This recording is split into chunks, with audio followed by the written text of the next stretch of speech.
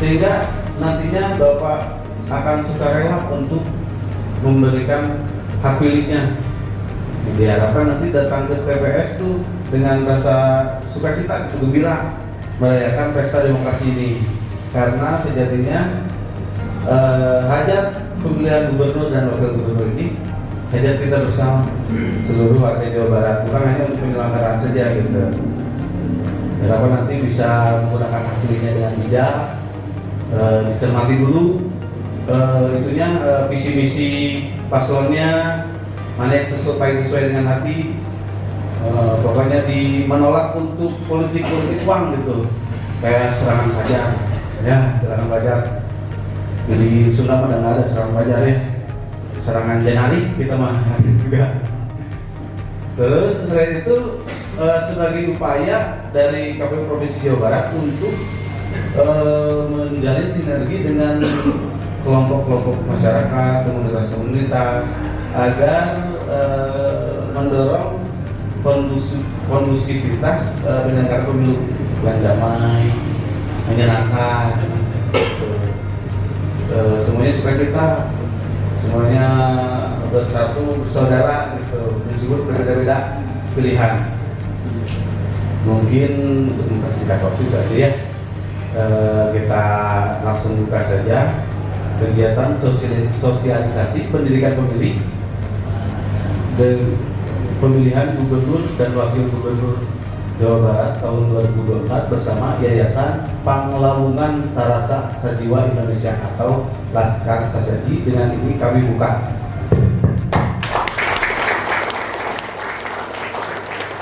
Terima kasih. Semoga Jawa Barat semakin hebat. Amin. Semakin makmur. Amin. Assalamualaikum warahmatullahi wabarakatuh. Waalaikumsalam.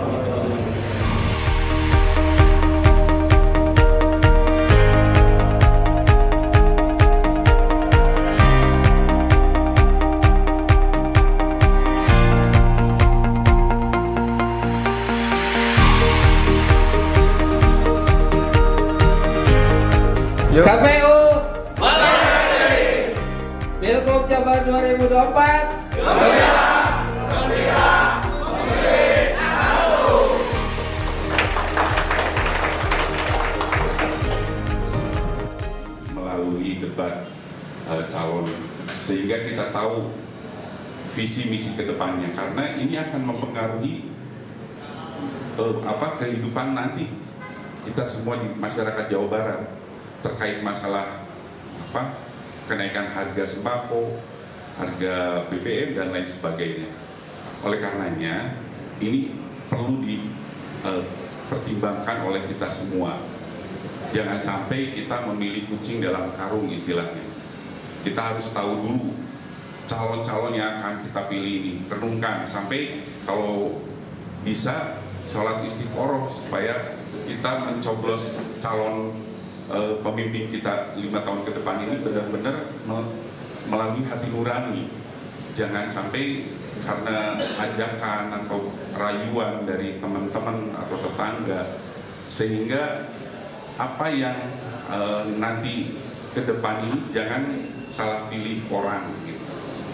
Jadi dengan adanya sosialisasi ini setidaknya bapak-bapak akang bisa tahu visi dari masing-masing calon tersebut. Ini pun kami lakukan terkait masalah literasi politik kepada generasi muda. Karena remaja yang mempunyai literasi politik yang baik, ini akan menghasilkan pemilih yang cerdas, aktif, dan kritis. Sehingga ini diperlukan untuk perkembangan demokrasi kita yang akan lebih kuat lagi di masa yang akan datang. Oleh karenanya, dengan adanya bonus demografi, di mana generasi Z dan milenial itu menguasai 53% dari jumlah pemilih. Oleh karenanya, kita tidak henti-hentinya untuk mensosialisasikan terkait masalah literasi politik. Jadi, naon sih literasi politik teh, gitu ya, yaitu pemahaman bagaimana pengetahuan terhadap politik ini dapat diterapkan dalam kehidupan sehari-hari. Karena di dalam kehidupan sehari-hari kita itu tidak, tanpa kita sadari, tidak lepas dari adanya pengaruh dari politik. Contoh kecil saja Bapak-bapak, bahwa di wilayah kita misalnya ada sebuah 3 warung aja.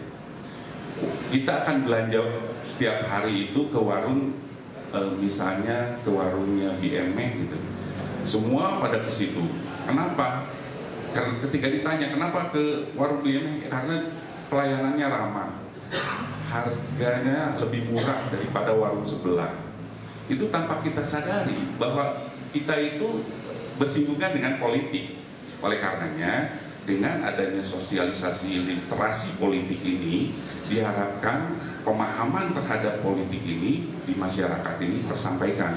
Jadi akang-akang yang hadir di sini ini nanti harus menyampaikan kepada, minimal kepada keluarga, tetangga, dan masyarakat RT RW, sehingga apa yang diinginkan oleh pemerintah, oleh KPU, Bawaslu ini tersampaikan melalui akang-akang yang hadir di sini, sehingga pemahaman terkait masalah pemilu ini dapat disampaikan, karena ini adalah salah satu tugas daripada ormas ya, untuk menyampaikan aspirasi dari pemerintah kepada masyarakat. Begitu juga sebaliknya, aspirasi masyarakat kepada pemerintah disampaikan oleh organisasi kemasyarakatan. Nah, oleh karenanya kita yang hadir di sini, nanti juga oleh narasumber kita selanjutnya, kita akan memahami bagaimana literasi politik minimal, tahulah fungsi lembaga negara yang mana, dari mulai eksekutif, legislatif, yudikatif, itu akan harus tahu fungsi-fungsinya minimal itu. Kemudian fungsi daripada gubernur, kepala dinas, dan seterusnya. Minimal kan sekarang mah sudah canggih ya, bapak-bapak bisa googling itu terkait apapun mengenai politik. Bagaimana kita menjadi warga negara yang baik sesuai dengan di Undang-Undang Dasar 1945 pasal 2 ayat 1, bahwa kita sebagai warga negara itu wajib untuk turut serta di dalam mensukseskan pemilihan umum ini. Dan dijelaskan juga tadi di pasal 2 bahwa kedaulatan ada di tangan rakyat dan dilaksanakan sesuai dengan undang-undang. Nah, jadi kami dari pemerintah Provinsi Jawa Barat melalui Badan Kesatuan Bangsa dan Politik Provinsi Jawa Barat mengucapkan selamat kepada akang-akang yang memang hadir di sini, yang begitu concern, begitu perhatian terhadap masa depan pemerintah Provinsi Jawa Barat ini, karena di tangan akang-akang lah masa depan Jawa Barat ini ditentukan. Jadi saya berpesan, jangan golput, ayo rame-rame sosialisasikan kepada warga semuanya untuk hadir di tempat pemilihan suara dan mensukseskan. Intinya juga ormas harus terus serta di dalam menjaga kondusivitas dan keamanan. Biarkan pesta rakyat ini berjalan dengan gembira, seperti tagline-nya gemilang. Jadi pemilihan ini harus didasari oleh rasa kebersamaan, dengan rasa gembira, jangan dibumbui dengan permusuhan. Walaupun ada perbedaan di antara keluarga, di dalam ormas sendiri, dengan perbedaan pemilihan itu adalah suatu keniscayaan. Jadi hak dan kewajiban dari masing-masing individu ini harus dihormati sesuai dengan Undang-Undang Dasar 1945. Memang dijelaskan bahwa kebebasan berserikat, berkumpul, mengeluarkan baik lisan maupun tulisan, ini adalah merupakan bagian dari hak asasi manusia. Tetapi dalam menjalankan kebebasan berserikat, berkumpul, mengeluarkan pendapat itu, setiap warga wajib menghormati hak dan kebebasan orang lain demi terciptanya ketertiban umum dan keadilan di dalam kehidupan berbangsa dan bernegara. Mungkin itu saja yang bisa saya sampaikan. Saya titip pesan dari pemerintah Provinsi Jawa Barat, menjaga kondusivitas Jawa Barat yang kita cintai dan Kota Bandung yang kita cintai, dan sukseskan pemilu, jangan golput. Begitu saja yang bisa saya sampaikan. Billahi taufiq wal hidayah. Wassalamualaikum warahmatullahi wabarakatuh. Terima kasih kepada. Nah, kita flashback dulu tentang sejarah pilkada ini, bahwa ada beberapa fase kenapa hari ini pilkada kita ini pemilihan secara langsung. Yang pertama itu pada masa penjajahan. Di masa penjajahan jelas bahwa proses pemilihan, karena proses pemilihan kepala daerah ini tidak lepas dari peran penjajah. Bagaimana Belanda ketika menjajah pada saat itu memilih gubernur ditunjuk oleh pihak penjajah. Ya. Gubernur pada saat itu ditunjuk langsung oleh pihak Belanda. Nah, dan proses itu tidak melalui proses pemilihan, ya, karena prosesnya pada saat itu negara kita ini masih dalam tahap penjajahan. Kemudian di awal kemerdekaan itu mulai ada undang-undang, ya, yang mengatur tentang pemilu ini. Nah, cuman prosesnya memang dia usulan, ya, beda dengan pada masa penjajahan. Di masa kemerdekaan itu prosesnya usulan dari DPRD, jadi diusulkan dan itu langsung ditetapkan, ya. Misal gubernur diusulkan oleh DPRD provinsi, kemudian kabupaten diusulkan oleh DPRD kabupaten. Nah, itu di awal kemerdekaan. Jadi ada perkembangan yang memang di negara kita ini dari mulai awal oleh penjajah, mulai oleh rakyat Indonesia dengan prosedur mekanismenya usulan dari Dewan Legislatif. Kemudian masuk ke Orde Baru, Bapak Ibu. Di Orde Baru ini jelas dia masih rekomendasi DPRD, ya, karena posisi pemilihan kepala daerah ini dulu kita tidak langsung, jadi melalui mekanisme usulan yang disampaikan oleh legislatif. Nah, kemudian di tahun 2004, ya, ini awal mula, ya Bapak Ibu semua, 2004 itu mulai ada Undang-Undang Nomor 32 tahun 2004 yang mengatur tentang pemilihan langsung, ya. Jadi pertama kali diadakannya pemilihan langsung ini di Juni 2005. Saya kira Bapak-bapak, Ibu semua sudah mengalami fase itu, ya. Pilkada pertama datang ke TPS memilih calon kepala daerah. Nah, kemudian kan ketika pada saat itu masyarakat yang akan menjadi calon kepala daerah harus melalui rekomendasi partai politik. Nah, mulai pada tahun 2008 itu ada yang namanya calon independen. Jadi calon independen pada saat itu mulai ada aturannya. Jadi yang tidak berpartai politik bisa menjadi calon kepala daerah dengan catatan ada syarat dukungan sesuai dengan jumlah wilayah penduduk, ya. Nah, di situ mulai ada perkembangan bahwa setelah pilkada 2005, ya, mulai diatur tentang calon independen, gitu, ya. Dan sampai hari ini calon independen itu diatur oleh undang-undang dan KPU, ya. Jadi ada masa pendaftaran calon independen, ada untuk partai politik. Nah, lalu kemudian, sistem pilkada serentak itu mulai berlaku pada tahun 2015 sampai sekarang, ya. Kita sekarang malahan pilkada serentaknya semua, ya. Kalau 2015 kan itu hanya wilayah tertentu saja. Dan itu perkembangan fase pilkada, ya, di Indonesia, Bapak Ibu semua. Nah, saya kira tujuan pilkada ini tidak lepas daripada bagaimana proses rakyat ini bisa menentukan pilihannya untuk membawa kebaikan daerah. Tentu tadi bahwa Bapak Ibu semua ketika misalnya hari ini mengamati proses pilkada, tentunya Bapak Ibu penting untuk mencermati kembali kaitan dengan profiling calonnya, lalu kemudian profiling visi misinya. Tadi juga disampaikan tidak apatis ya, tidak politis. Nah, pada akhirnya ketika Bupati tos kapilih, Gubernur tos kapilih nyalahkeun ieu jalan butut kan ya.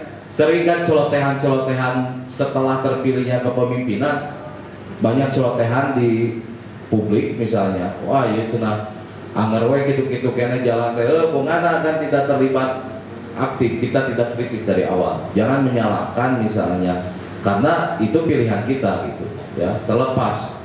Maka dari itu saya kira penting biar tidak menyayangkan pilihan kita, makanya penting tadi mencermati calonnya, track recordnya, kemudian mencermati kaitan dengan visi misinya, programnya gitu. Nah, jangan sampai nanti setelah terpilih nyalahkeun deui gitu. Hanya akhir pemerintah, padahal kan pemerintah sebetulnya terbuka. Mungkin Kang Dani juga terbuka kalau misalnya yayasan Sasaji misalnya mau ngasih masukan terkait misalnya berbicara dinamika pendidikan politik misalnya di Jawa Barat misalnya, saya kira terbuka. Kalau misalnya Bapak Ibu semua mempunyai visi gagasan yang memang ini untuk membawa kebaikan untuk masyarakat, jangan kita apolitis gitu, giliran sudah terjadi baru menyalahkan, kan tidak bisa. Tentu kita harus berkolaborasi dengan pemerintah, tidak bisa hanya satu pihak lantas mengkritik, menyalahkan tanpa kita pun tidak ada gagasan besarnya ke pemerintah. Saya kira penting di pilkada ini untuk tadi mencermati kaitan dengan pasangan calon yang sudah ditetapkan oleh KPU. Selain itu Bapak Ibu semua, ada memang tujuan pendidikan pemilih kenapa KPU menyelenggarakan kegiatan ini. Pertama, peningkatan partisipasi. Tadi moderator menyinggung bahwa Pilpres itu di angka 81%, dan mungkin saya kira ini menjadi tantangan bagi KPU untuk menaikkan minimal berapa persen gitu, walaupun target KPU memang 75%. Kalau berkaca data 2000 Pilkada 2020, dari 2015 ke 2020 itu memang ada kenaikan 7% ya partisipasi di 9 kabupaten kota ya, karena pada saat itu memang Pilgub 2017. Nah, artinya kemungkinan besar ya KPU menargetkan kalau tidak salah 77% ya. Mudah-mudahan lebih dari Pilpres gitu ya, dengan adanya kegiatan pendidikan pemilih. Kemudian peningkatan literasi politik ya. Tadi disinggung juga oleh moderator kemudian narasumber bahwa hari ini kita disuguhkan dengan dunia digital. Jadi segala bentuk informasi apapun itu disuguhkan di media sosial, di dunia digital. Maka penting saya kira kita untuk cerdas dan cermat dalam mengamati informasi.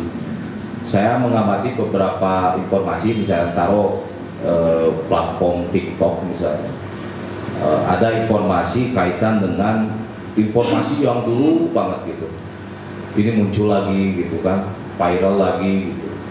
Nah, atau misalnya informasi yang memang diproduksi oleh salah satu pihak untuk menjatuhkan lawan, beritanya udah lama, bisa tahun 2000 berita nada gitu mencuat lagi gitu, atau memang berita yang memang bukan resmi, bisa dari pemerintah, misalnya ada berita tentang apa misalnya. Nah, ternyata pemerintah tidak menyatakan itu secara resmi, maka saya kira penting untuk mencek fakta tersebut. Nah, kalau bapak-bapak semua misalnya mengakses Google, itu ada cek fakta ya. Cek fakta itu bisa kita misalnya ngecek berita yang di-share, itu kita cek linknya, ini benar atau enggak gitu. Jadi tidak langsung menerima informasi tersebut secara tiba-tiba gitu. Jadi perlu dicek lagi gitu. Karena potensi hoax ini setiap pemilu dan pilkada selalu naik ya. Hoax ini makin makin tiap pilkada pasti aja meningkat gitu. Nah itu kemudian yang ketiga kerelawanan. Jadi penting saya kira kalau mungkin Yayasan Saji Indonesia, Saraji, Laskar Sasaji, ya, Laskar Sasaji, soalnya panjang lah, kalau singkatan enak gitu. Laskar Sasaji saya kira bisa terlibat menjadi relawan demokrasinya KPU. Nah, KPU hari ini membuka pemantau pemilu, ya. Bisa misalnya Laskar Sasaji mendaftarkan diri sebagai pemantau pemilu. Nanti tinggal dipilih mantaunya mau di mana saja, ya. Karena kita mungkin KPU akan terbantu dengan keterlibatan bapak-bapak semua sebagai pemantau pemilu, ya, di TPS gitu. Dan itu terbuka. KPU mungkin nggak tahu kalau sudah tutup atau belum, yang jelas untuk konteks pilkada itu di KPU, kalau pemilu di Bawaslu, ya. Jadi kalau misalnya Laskar Sasaji ingin menjadi pemantau boleh didaftarkan ke KPU. Dan hari ini saya kira bapak-bapak semua tahu kita sedang tahapan kampanye, ya. Kemudian tahapan logistik dan pungut hitung sebentar lagi, tinggal 18 hari lagi. Nah mungkin di sini bapak-bapak ada yang jadi KPPS, ada yang jadi KPPS nggak? Ada? Nggak ada ya?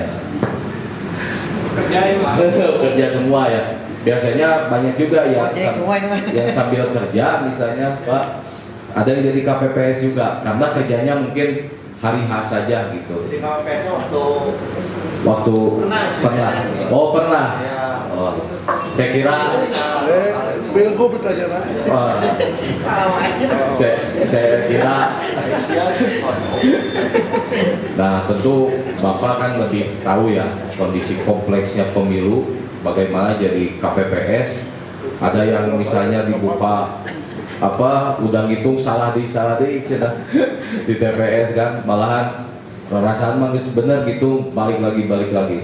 Nah tentu saya kira KPU juga perlu dibantu juga dengan hadirnya bapak-bapak semua, bisa jadi pemantau pemilu atau misalnya ada yang mungkin jadi peserta, saya kira ya, jadi peserta jadi saksi misalnya. Nah tentu juga harus cermat jadi saksi. Misal kita tidak boleh pakai atribut partai kan ke TPS, bawa surat mandat, dan penting juga untuk memantau proses perhitungan, pemungutan dan perhitungan. Karena banyak saya cek misalnya saksi-saksi ini banyak yang tidak proaktif ya. Kalau bapak misalnya nggak ada yang jadi pengawas TPS atau KPPS, bisa jadi saksi. Saya kira penting juga untuk cermat bagi saksi, tidak hanya bagi KPPS, bagi pengawas TPS, saksi pun perlu cermat. Misal ya, suatu saat bapak-bapak semua jadi saksi TPS, misalnya kan bisa saja anggota Laskar Saraji, misalnya ada yang jadi saksi, Sasaji ya, ampun ya, cari tempat lain ya, bener kan?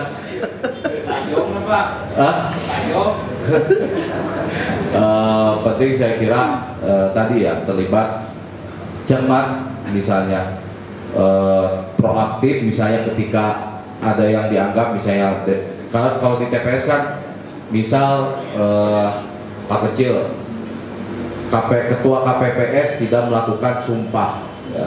Jadi ketika pada proses pungut hitung pertama-tama adalah ketua KPPS mengambil sumpah janji anggota KPPS ya.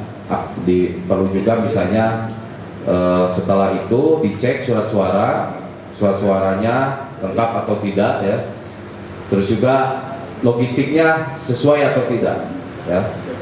Itu kalau misalnya menemukan, bisa sampaikan saran kepada penyelenggara teknis baik itu KPPS atau PTPS ya. Itu jadi tanggal 27 November gunakan hak pilih kita ke TPS, ajak masyarakat semua, karena tanpa masyarakat KPU tidak akan sukses. termasuk kayak pemerintah, Kesbako, tidak akan sukses tanpa keterlibatan. Pak, menyambut Pilkada 2024, itu tantangan terbesar untuk menghadapi Pilkada nanti apa Pak? Baik, terima kasih dari pemerintah Provinsi Jawa Barat melalui Badan Anggaran Bangsa dan Politik Jawa Barat mengapresiasi atas gagasan dari beberapa ormas yang melakukan sosialisasi pemilih. Tantangan kedepannya bahwa kita dihadapkan kepada era digitalisasi yang memang rentan terhadap bagaimana black campaign atau isu-isu sara yang tidak benar faktanya itu dapat menghasut calon-calon para pemilih kita. Diharapkan dengan literasi politik yang baik, pemahaman terhadap kaitannya dengan politik di Jawa Barat ini, diharapkan bahwa masyarakat akan mengerti dan memahami terkait pemilkada yang akan kita jelang secara gemilang. Lalu bagaimana harapan Bapak atas diselenggarakannya sosialisasi hari ini Pak? Baik. Harapan kami dari pemerintah Provinsi Jawa Barat bersinergi dengan organisasi kemasyarakatan yang ada di Jawa Barat, diharapkan sosialisasi terkait pemilih ada pilkada yang diusung oleh Laskar Saragi ini diharapkan dicontoh oleh ormas-ormas lain, sehingga ormas yang mempunyai tugas menjadi fasilitator penyampaian aspirasi kepada masyarakat, begitu pula sebaliknya, ini diharapkan akan terus dijalankan dan disosialisasikan lebih luas lagi. Dalam kesempatan ini apa yang ingin coba Bapak sampaikan kepada para pemilih Jawa Barat di luar sana Pak?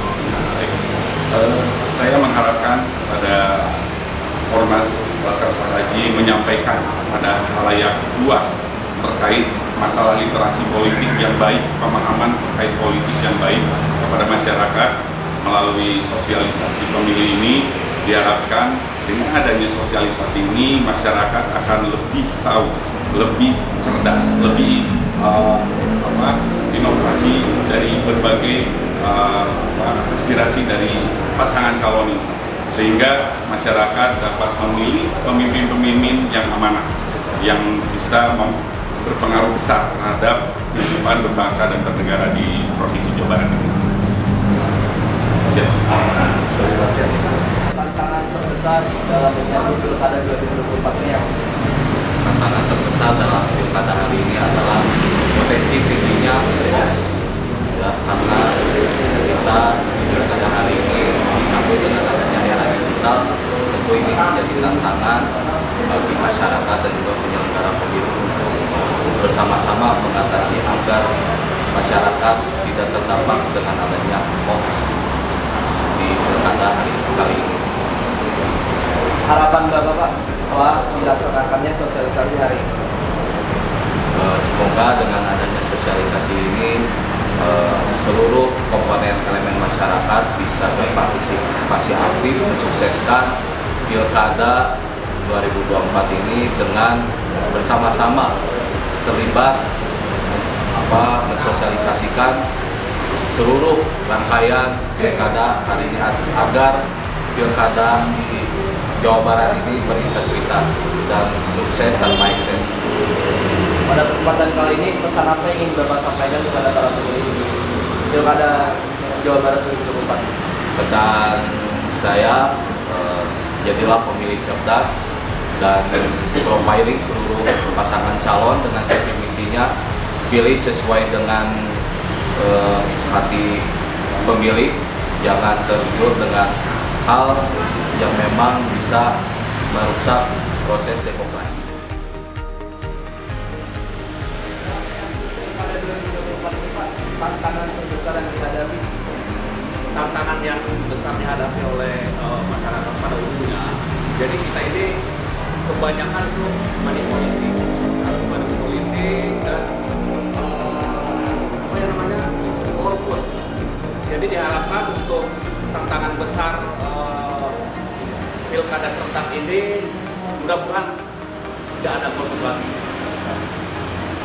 Harapan Bapak Pak atas diselenggarakannya sosialisasi pada hari ini ke depannya? Baik, atas diselenggarakannya atas sosialisasi ini, mudah-mudahan masyarakat pada umumnya lebih cerdas untuk mengikuti atau menyelenggarakan tentang pilkada ini. Pada kesempatan kali ini Pak, pesan apa yang Bapak ingin sampaikan kepada para pemilih pilkada 2020? Untuk para pemilih, gubernur maupun wakil gubernur dan wali kota, bupati dan lain-lainnya, mari kita sukseskan tanggal 20 November 2024 untuk datang ke TPS, beramai-ramai, gembira.